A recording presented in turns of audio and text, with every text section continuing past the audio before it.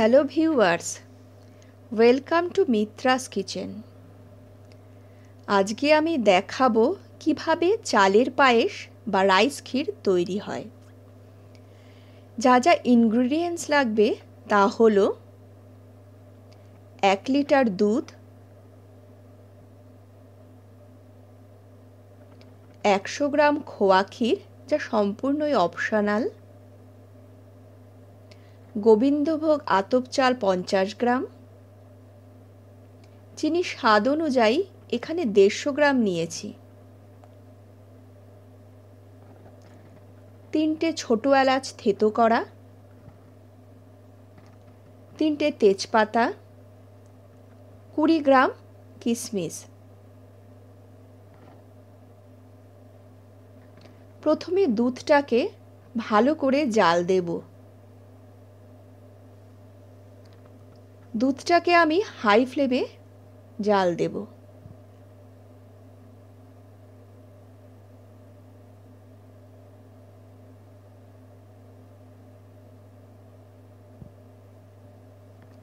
দুধটা ফুটতে শুরু করেছে। এখন আমি তেজপাতাগুলো টুকরো টুকরো করে দেব আর দেব ছোট এলাচ।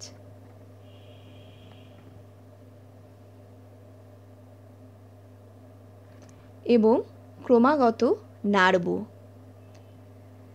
1 লিটার দুধকে 500 ml করতে হবে, ওই জন্য মিডিয়াম আঁচে ক্রমাগত নাড়তে হবে দুধটাকে।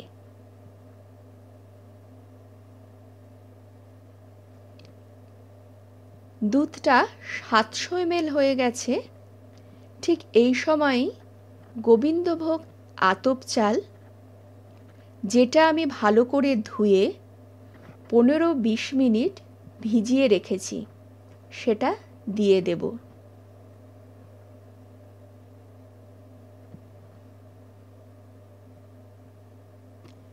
এবং ক্রমাগত আবার নাড়তে থাকব।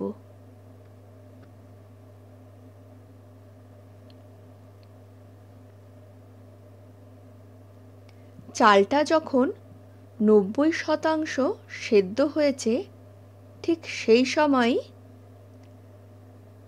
চিনিটা দিয়ে দেব।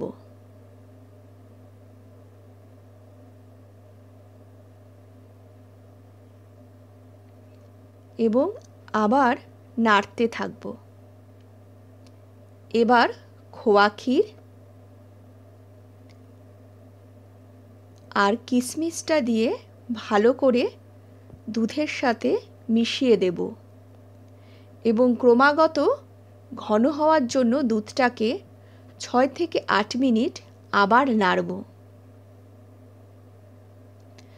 দুধটা আমাদের ঘন হয়ে গেছে, চালটাও সেদ্ধ হয়ে গেছে, ক্ষীরও রেডি। তৈরি হয়ে গেছে চালের পায়েস। ঠান্ডা হলে পরিবেশন করুন। আর আমার রেসিপি যদি আপনাদের ভালো লাগে তাহলে অবশ্যই লাইক করুন, শেয়ার করুন আর সাবস্ক্রাইব করতে ভুলবেন না আমার চ্যানেল নতুন নতুন রেসিপির জন্য।